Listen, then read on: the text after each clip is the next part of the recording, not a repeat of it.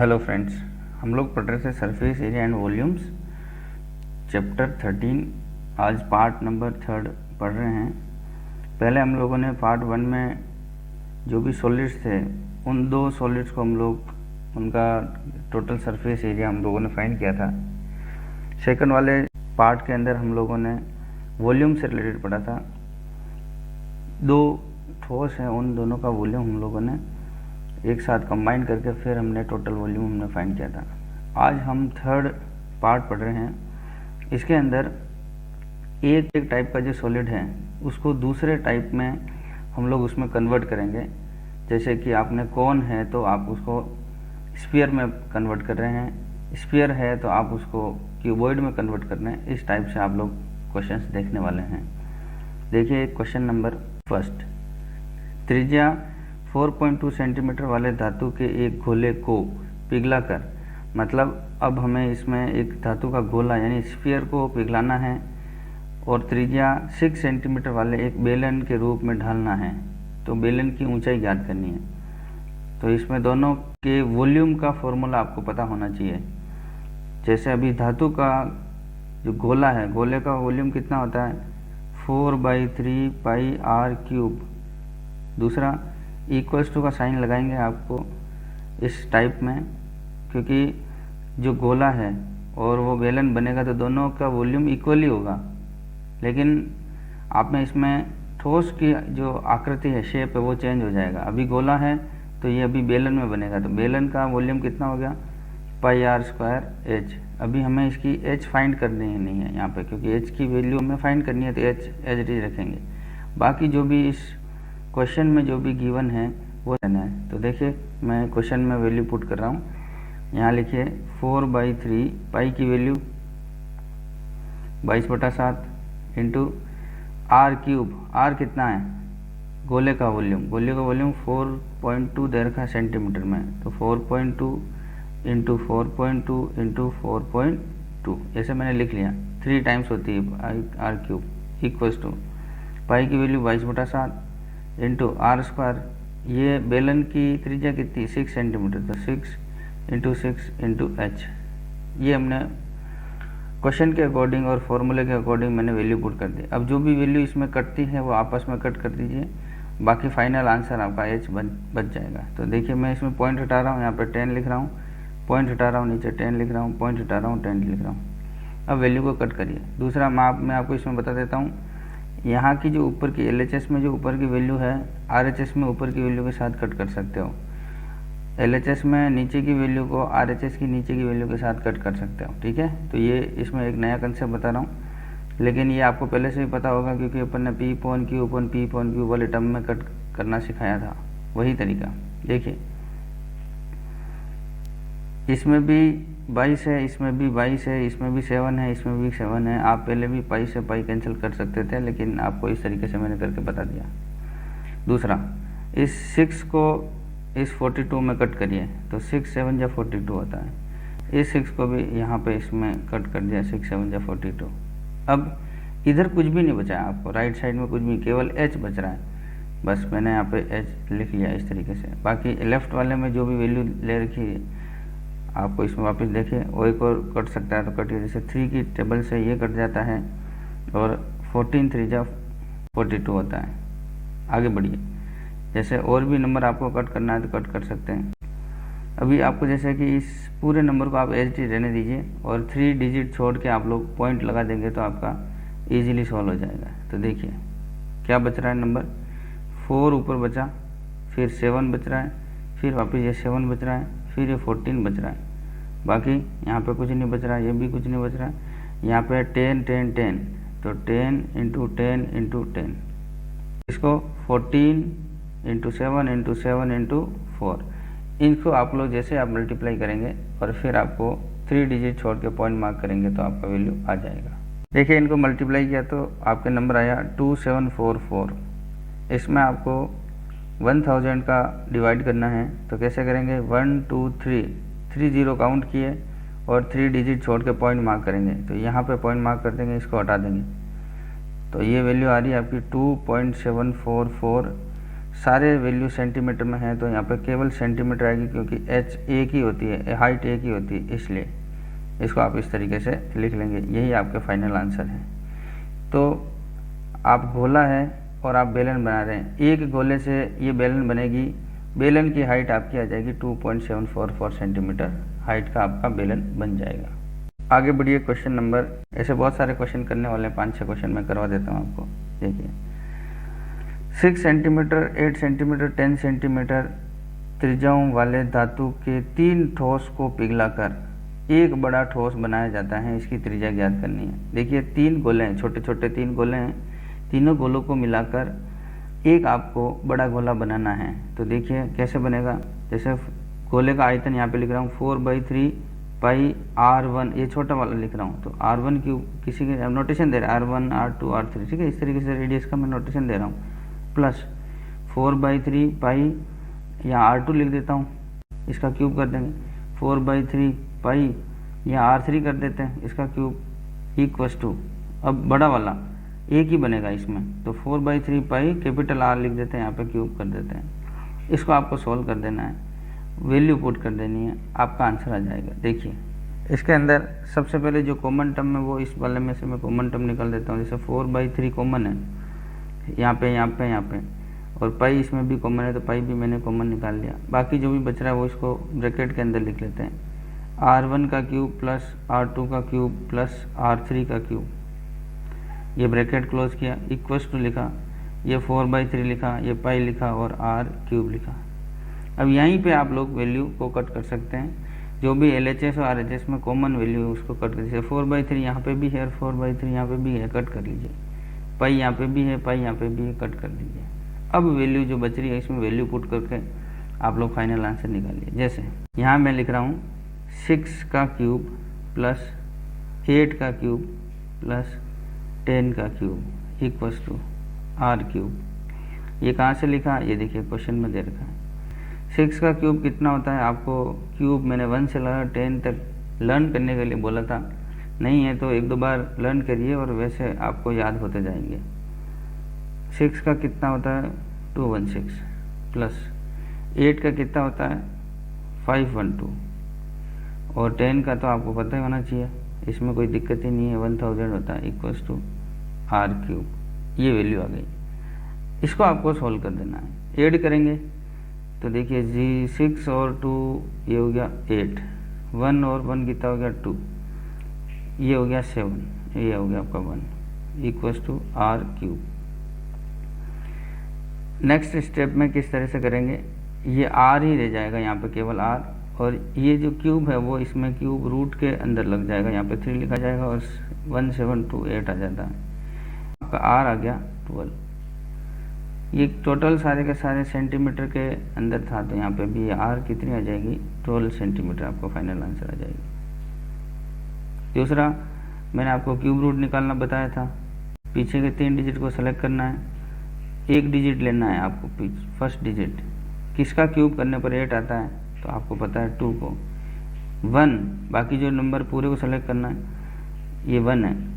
ऐसा कौन सा नंबर जिसका क्यूब करने पर इसके इक्वल आए या फिर इससे छोटा है, तो वो 1 ही होता है, तो इसलिए मैंने 12 लिखा। ये इस तरीके से आपको फाइंड करना है। आगे बढ़िए, एक छोटा सा क्वेश्चन देखिए, इतने छोटी सी जगह के अंदर आ जाएगा। व्यास 7 मीटर वाला 20 मीटर गहरा एक कुआं खोदा जाता है। अब ये देखिए कुआं खोद रहे हैं हम लोग, व्यास और गहरा कुआं, इसका मतलब ये एक बेलन के शेप का हो गया। खोदने से निकली मिट्टी को समान रूप से फैलाकर 22 मीटर इंटू 14 मीटर का एक चबूतरा बनाया जाता है। तो चबूतरे की ऊंचाई ज्ञात करनी है कि चबूतरे की जो ऊंचाई होगी वो कितनी होगी। तो देखिए ये गहरा कुआं है, तो गहरा डेप्थ में चला गया, इसका मतलब आपको बेलन का सूत्र लगाना है πr² इक्वल्स टू, अब ये आपका चबूतरा बन रहा है तो इसमें आप लंबाई इंटू चौड़ाई इंटू ऊंचाई लिख लीजिए, LBH, ये मैंने लिख लिया। अब वैल्यू को पुट कर दीजिए, क्योंकि इसमें आपने हाइट फाइंड करनी लिखा है, चबूतरे की हाइट, तो बाकी सारी वैल्यू दे रखी है, इसको वैल्यू को पुट करिए। जैसे ये 22/7 इंटू रेडियस दे रखी है, रेडियस कितनी है, ये डायमीटर दे रखा है, व्यास दे रखा है, तो आप इसको 7/2 करके लिख लीजिए, 7/2। हाइट दे रखी है आपकी 20 मीटर, ये 20 मीटर।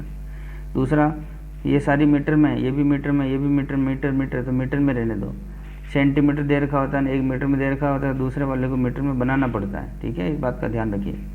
ये लेंथ कितनी है, लंबाई 22 मीटर इंटू चौड़ाई कितनी है आपके पास 14 मीटर, ये आपकी हाइट, ये फाइनल रह जाएगी। वही तरीका अभी मैंने आपको ऊपर की वैल्यू को ऊपर से कट करिए, 22 इसके अंदर भी है, इसमें भी है, ये 7 यहाँ पे 2 कट जाएगा, ये वाला 2 यहाँ 10 बना लेगा। तो अब इधर सिर्फ h बच रहा है, तो h मैंने यहाँ पे लिख लिया। बाकी वैल्यू जैसे ये 7 को इस 7 से कट कर दीजिए, इस 2 को यहाँ पे 5 बना लीजिए। अब क्या बचा आपके पास 5/2, जिसको आप क्या लिख सकते हैं, इसको क्या लिखेंगे 2.5, ये सब मीटर में है तो लिख लेंगे मीटर में। ये आपका फाइनल आंसर आ गया।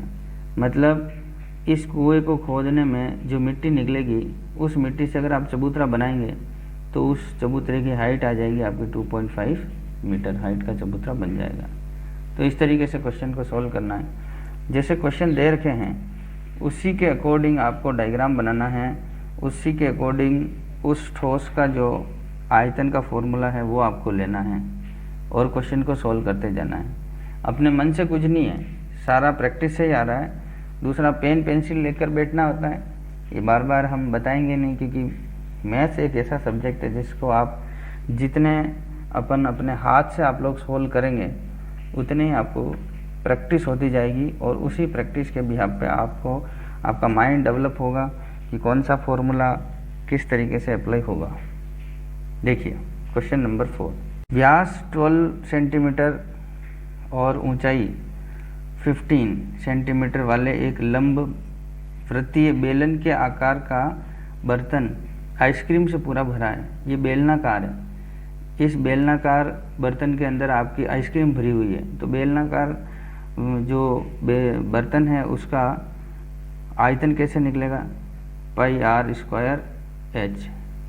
ये आप स्मॉल में भी लिख सकते हैं, कैपिटल में भी लिख सकते हैं, कोई फ़र्क नहीं पड़ता, लेकिन फॉर्मूला आप सही लिखिए। अब इससे इस आइसक्रीम को ऊंचाई 12 सेंटीमीटर और व्यास 6 सेंटीमीटर वाले शंकु में भरा जाता है, जिसका ऊपरी सिरा अर्धगोलाकार है, मतलब डूम शेप के अंदर आएगा। देखिए जैसे मान लो मैं एक छोटा सा डायग्राम बना दूँ, जैसे ये तो आपका सिलेंड्रिकल शेप जिसमें आइसक्रीम भरी हुई है। अब आपको क्या करना है कि ऐसे एक कोन बनाना है और इस कोन में, इस डूम शेप में यहाँ पे ऊपर की तरफ आपको ऐसे आपको आइसक्रीम भर देनी है।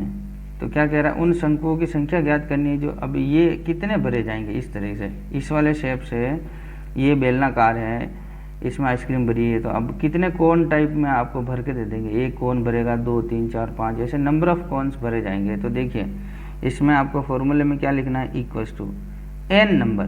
n का मतलब यहाँ पे 1 आ जाएगा या 100 आ जाएगा, जो भी इस n की वैल्यू आ जाएगी वो इसमें इसको फाइंड कर लेंगे, इनटू शंकु आकार। शंकु का वॉल्यूम कितना होता है 1/3 πr²h, फिर प्लस ये तो इस शंकु का आ गया। अब आप कह रहे हैं कि ये इसमें अर्धगोलाकार है, ऊपर की साइड में अर्धगोला, तो अर्धगोले का भी लिख लीजिए। अर्धगोले का 2/3 होता है πr³। ये फॉर्मूले होते हैं, क्योंकि 4/3 πr³ पूरे का होता है, अर्धगोले का मैंने 2/3 लिख लिया। इसको आपको सोल्व कर देना है, वैल्यू पुट कर देनी है, फाइनल आंसर आ जाएगा। देखिए फटाफट करते हैं, πr²h = n।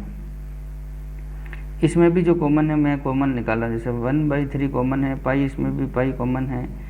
देखिए r दोनों की, यहाँ पे भी r दोनों की कॉमन ही होगी, तो कॉमन निकाल देते हैं, r² कॉमन आ गई। अब जो भी इसमें बच रहा है इस अंदर वाले में, तो इसको यहाँ पे लिख लीजिए, h इसमें बचा है, प्लस इसमें 2 बचा है और r बच रहा है, क्योंकि πr² इधर बाहर आ गया तो ये वैल्यू बची और ब्रैकेट को मैंने बंद कर दिया।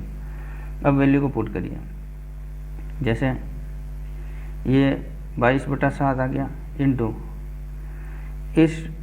इसका रेडियस कितना है जो बेलनाकार है उसका, व्यास अगर आपको 12 सेंटीमीटर दे रखा है तो इसका आधा कर लीजिए, 6 हो गया, यहाँ पे भी 6 लिखेंगे। हाइट दे रखी है आपकी 15, तो 15 लिख लीजिए, =n लिखिए, ब्रैकेट बनाइए, 1/3 लिखिए, 22/7 लिखिए, इनटू रेडियस।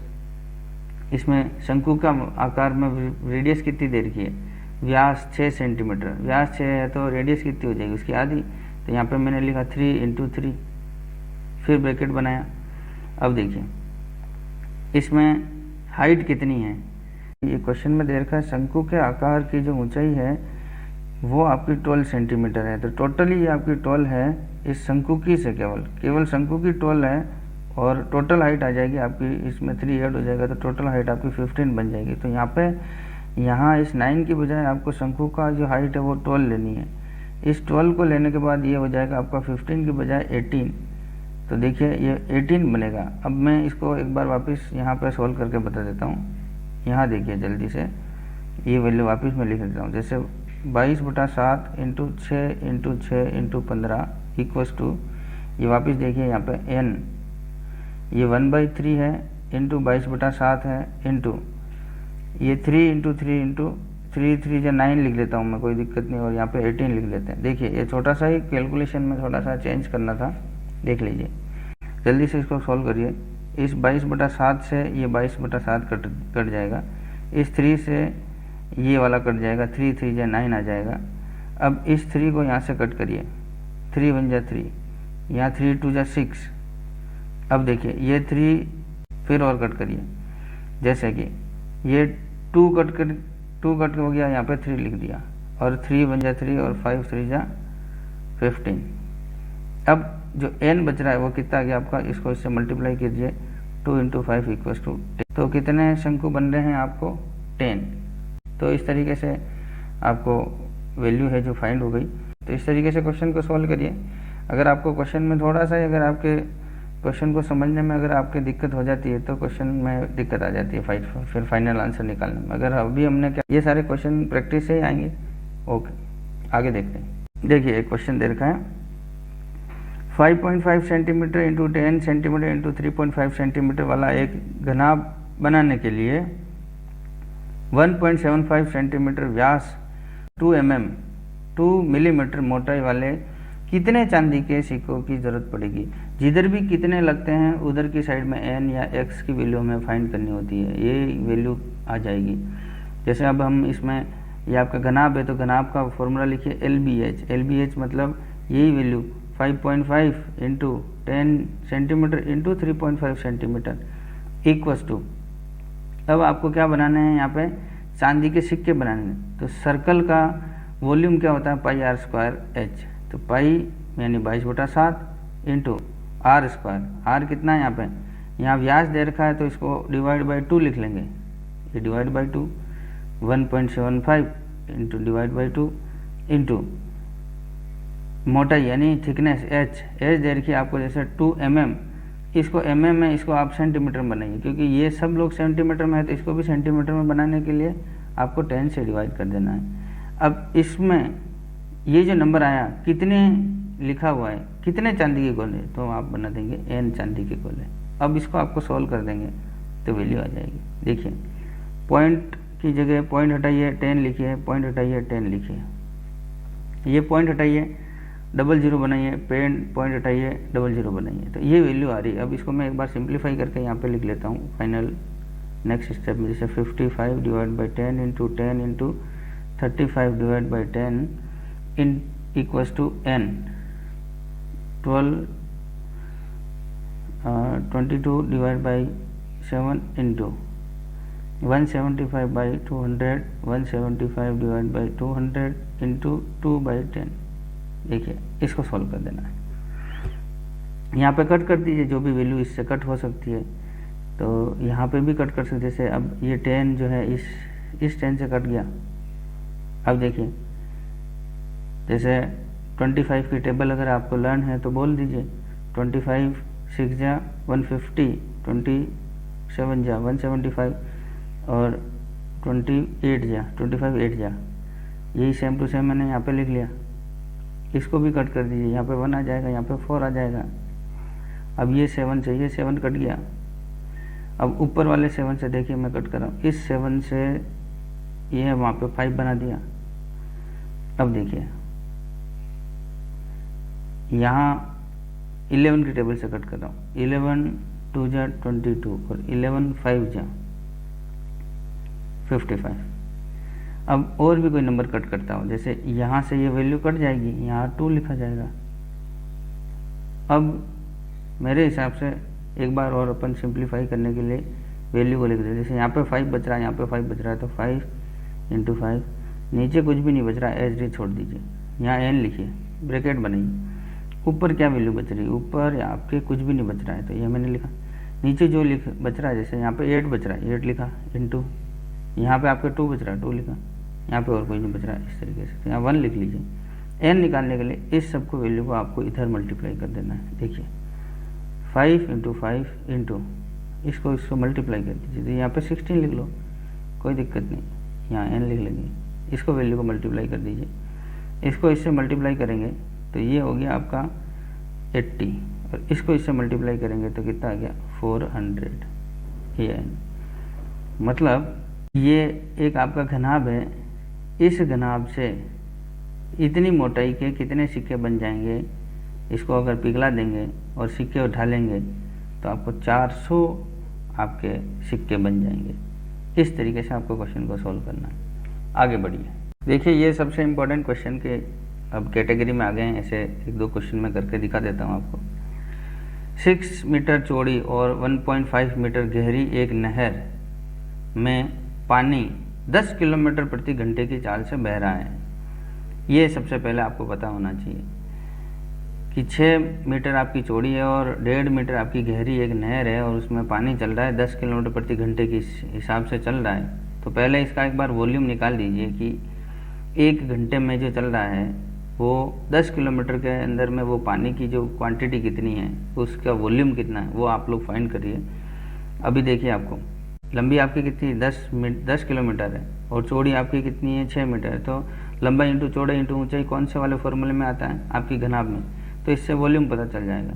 तो एल कितना हो गया आपका लंबाई 10 किलोमीटर, तो ये तो आ गया 10। अब इसको आपको किलोमीटर को मीटर में बदल देना है, तो यहाँ पे इसको आपने मीटर में बदल दिया, इंटू ये तो आपकी क्या हुई लंबाई, चौड़ाई कितनी है 6 मीटर, डेप्थ कितनी है 1.5 मीटर। ये आपने इसकी 1 घंटे की चाल के हिसाब से, तो मतलब 1 घंटा ले लेंगे अपन बाद में, लेकिन अभी ये 1 घंटे के हिसाब से इसकी लंबाई इंटू चौड़ाई इंटू ऊंचाई आ गई, ये वॉल्यूम आ गया। इस वॉल्यूम को एक बार फाइंड कर दीजिए। 15 6 जा कितना हो गया 90, 1 2 3 4, 1 2 3 4, एक डिजिट छोड़ के पॉइंट लगा दिया यहाँ पे, तो ये आपका मीटर क्यूब आ गया, ये वॉल्यूम आ गया। अभी क्या कह रहा है कि 30 मिनट में यह नहर कितने क्षेत्रफल को, तो मैं इसको आधे घंटे के रेस्पेक्ट में, अभी ये पूरे घंटे के रेस्पेक्ट में था, अभी हम इसको आधे घंटे के रेस्पेक्ट में कर देंगे, तो इसको आप हाफ इंटू ये आधे घंटे, आधा यहाँ से इसलिए लिया कि 30 मिनट है, 1 घंटे के अंदर 60 मिनट होते हैं, तो यहाँ पे कितना हो गया 30 मिनट का मतलब आधा घंटा, ये आपका 90,000 है ना, 90,000 मीटर क्यूब कितना एरिया है। if इसको सॉल्व कर देंगे तो कितना आ गया आपको 45 मीटर क्यूब एरिया को आपको अब इस वॉल्यूम से ये आपको जो क्वांटिटी दे रखी है इसके भी यहाँ पे हम लोग सिंचाई करेंगे। तो देखिए इसके रेस्पेक्ट में ये आपका 45,000 मीटर क्यूब इक्वस टू कितना सिंचाई करेंगे कि अब लेफ्ट लेंथ जो आपकी यहाँ पे n लिख लेंगे, यहाँ पे मतलब x लिख लीजिए, आप फिर n लिख लीजिए, कोई फ़र्क नहीं पड़ता, लेकिन आप लोग लिख लीजिए जैसे कि x लिख लेते हैं, इनटू ये लेंथ होगी और आपकी ब्रीड्थ यहाँ पे देखो 8 मीटर गहरे पानी, तो 8 यहाँ पे सेंटीमीटर दे रखा है, 8 सेंटीमीटर गहरे पानी की आवश्यकता होगी। तो लंबाई इंटू चौड़ाई निकालनी पड़ती है, लंबाई तो आपकी x हो गई और गहराई है अभी हमारे पास, क्योंकि इसके रेस्पेक्ट में ये आपकी चौड़ाई, इस टोटल एरिया को इससे करना है आपको, ये टोटल पानी है आपके पास, इससे कितना एरिया आपका जो है वो सिंचाई किया जा सकता है। जैसे जबकि सिंचाई के लिए 8 मीटर पानी की गहराई की ज़रूरत पड़ेगी, तो यहाँ मैं 8 सेंटीमीटर लिखा, 8 सेंटीमीटर को या सेंटीमीटर ले रखा है, इसको मीटर में बदल दीजिए, मीटर में क्या होता है आपको डिवाइड बाई 100 करना पड़ता है। तो ये अब वैल्यू आ गई आपकी मीटर के अंदर, यहाँ पे भी मीटर है, यहाँ पे भी मीटर है, तो अब वैल्यू आपकी आ गई एक्स की वैल्यू। अब इसको आप सॉल्व करेंगे तो आपकी वैल्यू आ जाएगी, टोटल एरिया आ जाएगा। देखिए क्योंकि इस 1 मीटर से मीटर क्यूब कटेगा तो क्या वैल्यू आएगी आपकी मीटर स्क्वायर में, और वही मीटर स्क्वायर में आपकी क्षेत्रफल में एरिया के अंदर, ठीक है। अब वैल्यू देखिए आप, इसको सिंप्लीफाई करिए, एक्स को इधर ही रखिए, बाकी सबको इधर भेज दीजिए। तो देखिए ये 45 डिवाइड बाई 100 इंटू, ये नीचे है तो इसके साथ क्रॉस मल्टीप्लाई में आ जाएगा, और ये ऊपर है तो इसके नीचे आ जाएगा। तो मैंने यहाँ पे इस तरीके से लिखा, डिवाइड बाई 8 कर दिया। इसको सॉल्व करिए। देखिए मैं इसको 4 की टेबल से कट कर रहा हूँ। 4 2 जा 8 और 25 4 जा 100 होता है। इसको फिर से आपने 1 लिख लीजिए, इसको आधा कर लीजिए, तो ये कितना हो गया 22500, ये वैल्यू आ गई। इसको और इसको आप जैसे आपस में मल्टीप्लाई करेंगे तो वैल्यू आपकी आ जाएगी 562500, ये वैल्यू आ गई। इस 25 को 22500 से मल्टीप्लाई करेंगे तो ये वैल्यू आ जाएगी। ये आपकी वैल्यू किसके अंदर आ रही है, मीटर स्क्वायर के अंदर। अब हम लोग क्या है, इस मीटर स्क्वायर को आपको ये वैल्यू भी आंसर में कोई दिक्कत नहीं है, लेकिन मैं एक ऐसा कर देता हूँ, इसको हेक्टर में कन्वर्ट कर देते हैं। देखिए हेक्टर में कन्वर्ट करने के लिए 562500, इसको आपको अगर आप 10,000 से डिवाइड कर देंगे, 10,000 से जैसे आप लोग डिवाइड करेंगे तो ये वैल्यू आपकी हेक्टर के अंदर आ जाएगी। देखिए इस 2 0 से 2 0 कट गए, 2 डिजिट छोड़ के पॉइंट लगा देंगे। ये मैंने इस तरीके से कर दिया। तो कितना लिखूँ मैं, 5625 हेक्टेयर। हेक्टर को आप इस तरह से लिख सकते हैं, कोई दिक्कत नहीं है। जैसे आप लोग इस तरीके से लिखेंगे तो आपकी वैल्यू आ जाएगी। ये आपका हेक्टर के अंदर आ गया, ये आपका आंसर है। ठीक है, इस तरीके से क्वेश्चन को सॉल्व करना है। आगे बढ़िए, एक और क्वेश्चन करवाता हूँ। देखिए आगे क्वेश्चन, एक किसान अपने खेत में बनी 10 मीटर व्यास वाली और 2 मीटर गहरी एक बेलनाकार टंकी है। एक टंकी है जिसका व्यास 10 मीटर है और गहरी कितनी है, 2 मीटर। तो इसकी ऊंचाई हो जाएगी, गहराई का मतलब ऊंचाई हो जाएगी। ठीक है, आंतरिक व्यास 20 सेंटीमीटर वाले, अब देखिए इसमें मीटर, इसमें मीटर, ये सेंटीमीटर, तो इस सेंटीमीटर को पहले मीटर में बदलना पड़ेगा। ठीक है, जब हम क्वेश्चन को सोल्व करेंगे। एक पाइप द्वारा एक नहर से जोड़ा जाता है। यदि पाइप में पानी 3 किलोमीटर प्रति घंटे की स्पीड से बह रहा है तो कितने समय बाद टंकी पूरी भर जाएगी, ये क्वेश्चन है। तो आपको इसमें क्या करना है, सबसे पहले इस टंकी का आयतन कितना है। तो टंकी का आयतन आपको पाई आर स्क्वायर एच के हिसाब से निकलेगा। टंकी का आयतन pi R square H equals two, किसकी हेल्प से भरना है, जिसकी हेल्प से भरना है। जैसे ये पाइप है तो ये पाइप को आपको इधर इसके इक्वल में लिख लेना है। और अब ये पूछ रहा है कि समय, कितने समय बाद।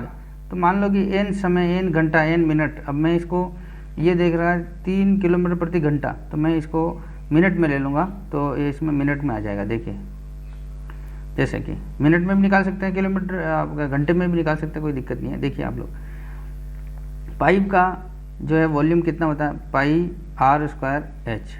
देखिए अब इसमें एच, अब देखिए इसमें देखो वैल्यू पुट कर रहा हूँ, पाई आर स्क्वायर, तो पाई इंटू, पाई का मतलब यहाँ पे वैल्यू पुट कर दीजिए 22/7 इंटू आर कितना है, आर आपका 10 मीटर व्यास है तो 10 को आधा कर दीजिए, तो 5 गुना 5 लिख दिया, इंटू एच कितना है, 2 मीटर गहरी है तो 2 मीटर आपका हाइट हो गया, इक्वस टू एन। देखिए यहाँ पे 22/7 लिखा, इंटू आर कितना है, यहाँ पे दे रखा है 20 सेंटीमीटर व्यास है तो आधा कितना हो गया 10। अब सेंटीमीटर को मीटर में बदल दिया, ये देखिए 100 का डिवाइड करते मीटर में बदल दिया, स्क्वायर होता है इसलिए। दूसरा आगे बढ़िए, जैसे अब एच है तो एच कितना आपका 3 किलोमीटर है, तो 3 अभी ये मीटर है तो इस किलोमीटर को मीटर में बदलने के लिए आपको इसको 1000 से मल्टीप्लाई कर देंगे, डिवाइड बाई घंटा है, घंटा को मिनट में बदलिए, जैसे आप 60 से डिवाइड कर देंगे तो ये वैल्यू आ जाएगी। इस वैल्यू को आपको सॉल्व कर देना है। जैसे आप लोग सोल्व करेंगे तो एन की वैल्यू आ जाएगी। अब ये 60 से कर दिया, इसका मतलब अब जो वैल्यू आएगी वो आपकी मिनट के अंदर आएगी। क्वेश्चन को सोल्व करिए। जैसे मैं यहाँ पे वैल्यू को कट कर देता हूँ, जैसे ये 22/7 से ये 22/7 कट गया, इस ऊपर 10 और इस 10 को मल्टीप्लाई करेंगे तो 100 आ जाएगा, ये वाला 100 कट गया। यहाँ पे कट करिए, इस 0 से इस 0 को कट कर देंगे, इस 3 से इसको 2 बना देंगे, इसको यहाँ पे 50 लिख लेंगे। तो देखिए बाकी जो वैल्यू बच रही है इस टर्म को सॉल्व करने के बाद वो मैं यहाँ लिख रहा हूँ, 5 × 5 × 2 इक्वस टू n, ये n ब्रैकेट बनाइए, यहाँ पे कुछ नहीं है, यहाँ पे भी कुछ नहीं है, यहाँ पे 1/10 है, ये देखिए 1/10, ये मैंने 1/10 लिखा, 100 लिखा, 1/100 इंटू, ये इंटू लिखा। अब यहाँ पे कुछ नहीं, केवल ऊपर 50 बचा है तो 50 यहाँ पे लिख लिया इस तरीके से। इसको सॉल्व करिए, जैसे कि इसको सोल्व करेंगे तो ये 0 से 0 यहाँ 1 हो जाएगा, यहाँ पे 2 हो जाएगा, ठीक है, इस तरीके से ही आ गया। तो n की वैल्यू कितनी आ रही है, अब हम इसको क्रॉस मल्टीप्लाई कर देते हैं। देखिए ये 5, ये 2 और ये वाला 2 इधर की साइड में चला जाएगा, तो ये ऊपर की साइड में, अभी नीचे है, ठीक है, बराबर n बच जाएगा। इसको सॉल्व करिए, जैसे कि इसको 25 हो गया, 25 को 4 से मल्टीप्लाई कर दिया तो 100 आ गया, 100n। इसका मतलब n का मतलब क्या आ गया यहाँ पे, अब ये मिनट में था, देखिए मैंने जब भी 60 से डिवाइड किया इसका मतलब मिनट के अंदर आ गया, तो 100 मिनट्स आ गया। 100 मिनट्स के अंदर वो टंकी जो है पूरी भर जाएगी। अब इसको अगर आपको आवर के अंदर फाइंड करना होता तो हम क्या करते हैं, जैसे कि इस 100 को 60 से डिवाइड कर लेते तो आपकी वैल्यू आ जाती, इसको इससे कट कर देते और यहाँ पे इसको कट करते हैं, जैसे कि यहाँ पे आ गया आपका 5, यहाँ आ गया 3, 2 से कट कर दिया है ना, यहाँ पे इस तरीके से वैल्यू आ जाएगी, ये आपका हावर के अंदर आ गया। तो क्वेश्चन को आपको सॉल्व करने हैं बहुत सारे, जितना आप कर सकते हैं उतने, जितने क्वेश्चन सॉल्व करेंगे उतना आपका प्रैक्टिस जो है बढ़ता जाएगा और आपके क्वेश्चन में क्लियरिटी आती जाएगी, कंसेप्ट क्लियर होते जाएंगे और आपको लगता है कि क्वेश्चन से हम लोग कुछ सीख पा रहे हैं, मैंने आपको कुछ अच्छे कंसेप्ट दिए हैं, तो आप लोगों को वीडियो को लाइक करना है, कमेंट करना है और ज़रूरतमंद तक पहुंचाने के लिए इसको शेयर करना है। जो भी सोशल मीडिया हैं आपके पास, फेसबुक, व्हाट्सएप, इंस्टाग्राम और भी जो भी है ट्विटर वगैरह, जिस पे भी आप लोग शेयर करना चाहें करिए और लोगों की हेल्प कीजिए। ओके।